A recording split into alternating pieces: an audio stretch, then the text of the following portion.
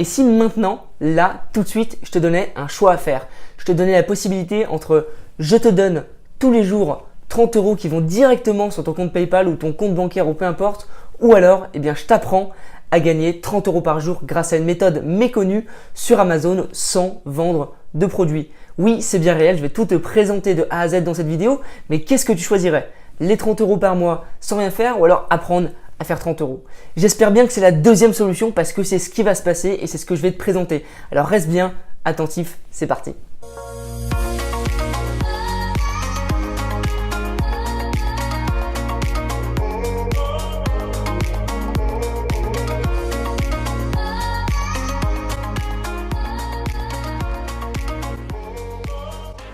Si tu cherches à te lancer dans le business en ligne, ça peut être une excellente solution de gagner de l'argent tous les jours. Je vais te présenter comment tu vas pouvoir mettre ça en place. Mais juste avant, si tu es quelqu'un qui est nouveau sur la chaîne, abonne-toi juste en dessous sur le bouton rouge et puis tu rejoins ma communauté, ça me fera très plaisir. Et n'oublie pas au passage de mettre un petit like également à la vidéo, ça me ferait énormément plaisir aussi. J'ai découvert cette stratégie très récemment, j'ai vu pas mal de personnes qui la mettaient en place aux États-Unis et je me suis dit que c'était vraiment le moment de vous la présenter et de vous expliquer comment ça fonctionne pour que vous puissiez la réitérer. Et puis ce qui est bien en plus de ça, c'est que si tu cherches à créer un petit business en ligne depuis chez toi, depuis ton ordinateur et à être payé tous les jours, tous les mois pour faire ça, c'est quelque chose qui va te correspondre. Maintenant que tu as fait ton choix, regarde la vidéo, apprends, applique et encaisse.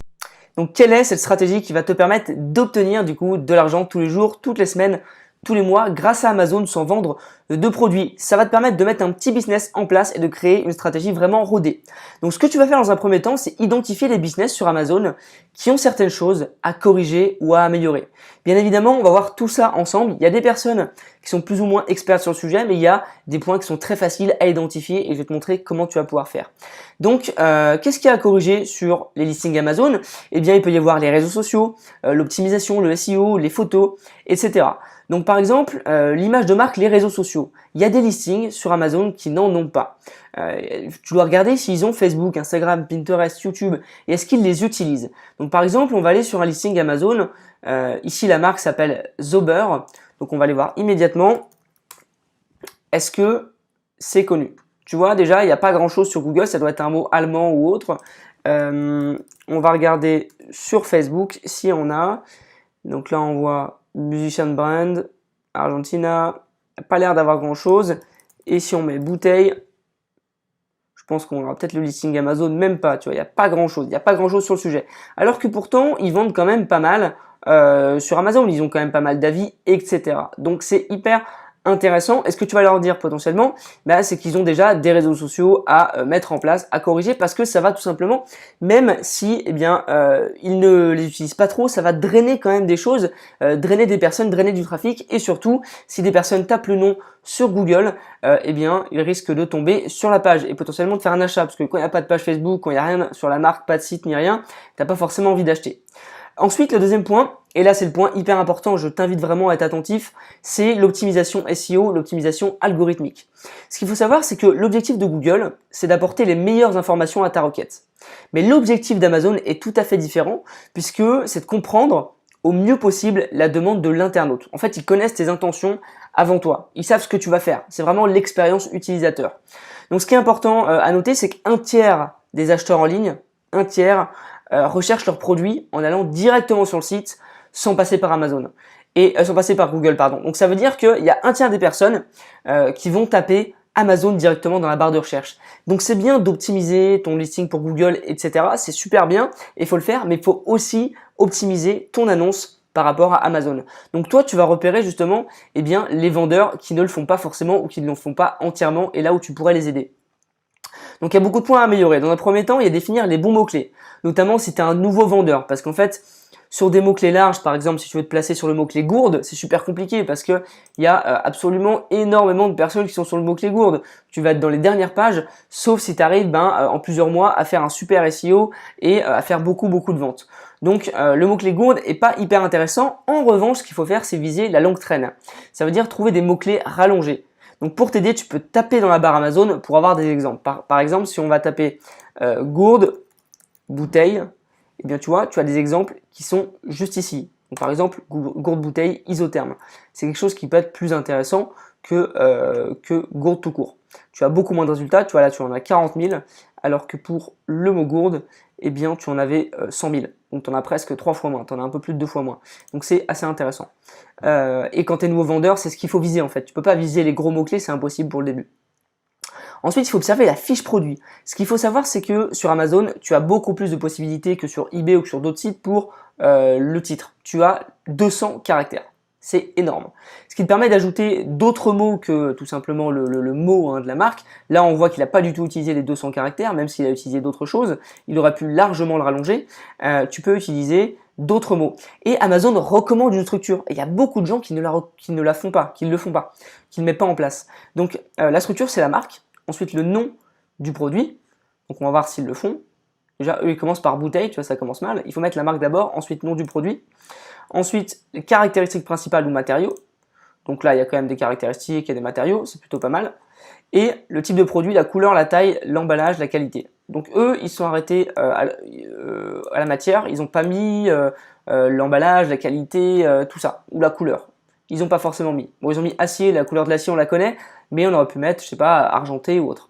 Donc ça, c'est des choses qu'ils n'ont pas mis en place, et peut-être que ça aurait optimisé leur listing, peut-être que ça aurait été beaucoup plus intéressant pour eux. Ensuite, Amazon conseille aussi de mettre des majuscules au début de chaque mot. Donc là, c'est fait, mais j'ai repéré par exemple des annonces tout à l'heure qui ne le faisaient pas. Alors tu vois, lui, ce listing, il est complètement naze. Et pourtant, ils vendent, mais ça pourrait être beaucoup, beaucoup mieux. Ici, tu vois, il n'y a pas de majuscule au début de tous les mots et ça permettrait de l'optimiser davantage. Alors ça ne veut pas dire que tu vas faire beaucoup plus de ventes si tu le fais, mais c'est toujours ça de fait, c'est toujours quelque chose qui est à prendre. Ensuite, il y a aussi la liste à puces. Alors, elle a moins d'impact que le titre, mais par contre, c'est ce qui a de l'impact sur les conversions et plutôt sur les ventes. Donc, la liste à puces, elle est ici. Ici, tu vas plutôt mettre, par exemple, une garantie, si on a une, d'autres informations sur le produit complémentaire, enfin, complémentaire, je veux dire, au titre et à la longue description qu'on va voir après, ou tu peux mettre aussi des mots-clés qui ne sont pas utilisés dans le titre, tout simplement. Donc, on va aller voir, par exemple, cette gourde-là.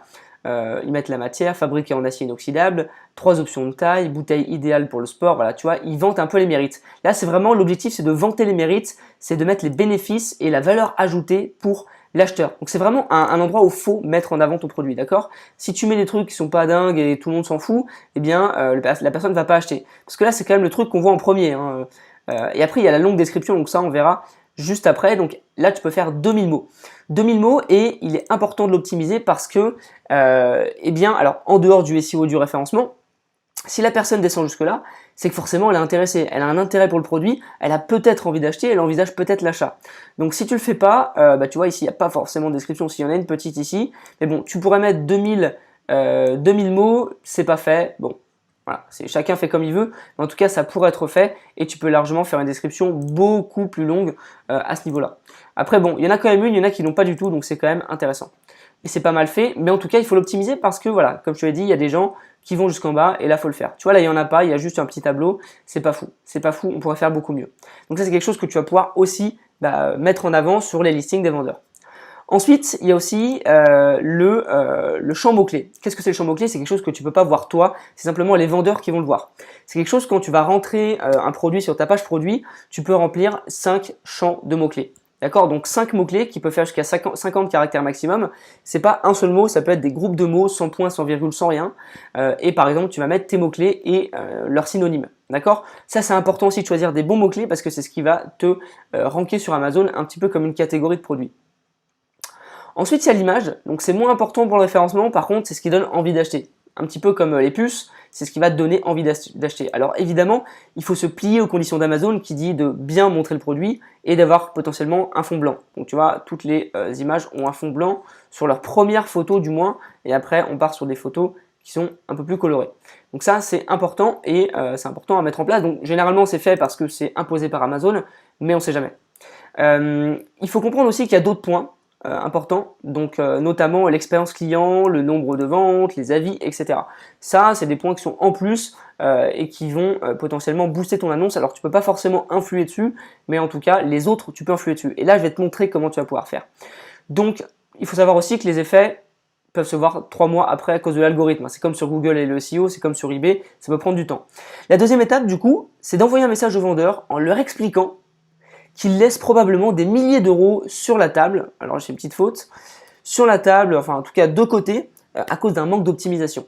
Donc par exemple, ce que tu vas faire, si toi tu penses que Celui-ci, lui, il est vraiment pas top. Donc celui-ci, si tu penses que tu peux l'aider, tu vas cliquer sur le vendeur, donc de neuf, je sais pas, par exemple lui, et tu vas aller discuter un petit peu avec lui. Tu vas lui poser une question. Hop. Et tu vas lui dire, voilà, bonjour, j'ai bien vu votre produit, j'ai vu qu'il y avait énormément d'optimisation à faire, vous laissez probablement des milliers d'euros sur la table actuellement parce que votre listing est mal optimisé, il faut savoir que vous perdez énormément de place par rapport à vos concurrents, et moi je peux vous aider là-dessus. Je peux notamment vous aider, tu peux lister les points si tu veux, tu vois comment tu le fais. Et après, tu peux le faire ça sur plusieurs vendeurs. Évidemment, si tu le fais à un vendeur et que ça marche pas et que tu abandonnes, bah oui, ça va pas marcher. Mais c'est de la prospection, donc forcément, il faut le faire des dizaines et des dizaines de fois pour avoir 2-3 vendeurs, c'est sûr. Et ça se fait assez rapidement. Tu peux te faire un template mail, etc. Donc voilà. Là, tu peux mettre par exemple, je sais pas, information, personnaliser un produit, franchement, peu importe, et tu écris ton message et puis tu lui envoies. C'est comme ça que tu peux le contacter. Donc tu vas lui dire ça et tu vas dire je peux m'en occuper moi de mon côté. Voilà, moyennant évidemment un tarif qu'on peut voir ensemble, qu'on verra ensemble. Le but c'est d'être gagnant-gagnant. Et puis je vais améliorer ça. Après si c'est la première fois que tu le fais, tu peux aussi proposer de le faire gratuitement. De dire voilà je vous le fais gratuitement et après comme ça vous me faites un témoignage que je partagerai peut-être avec d'autres vendeurs.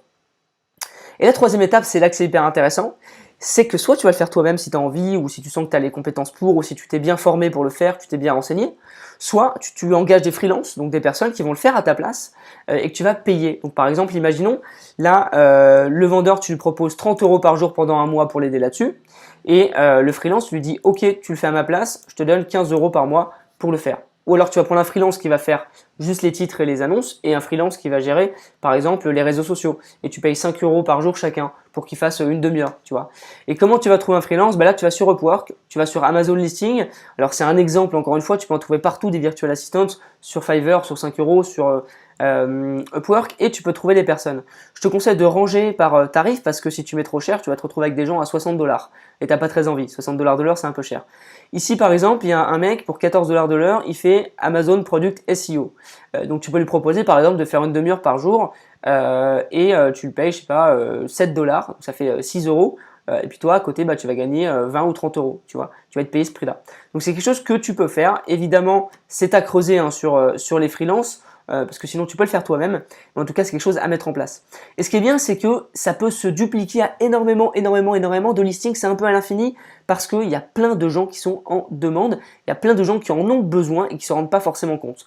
Après parfois tu vas tomber sur des grosses marques qui n'ont pas forcément vouloir travailler avec toi, c'est pas grave, tu tournes la page et tu passes à autre chose. C'est comme ça que ça fonctionne dans le business. Tu vas pas avoir un oui à chaque fois que tu fais une demande, il faut que tu te prennes des barrières, il faut que tu te prennes des noms et tu vas pouvoir mettre ça en place. Donc voilà, en tout cas j'espère que ça t'a aidé. Relis bien le petit PDF et revois la vidéo si jamais tu as besoin d'aide et puis de remémorer certaines étapes.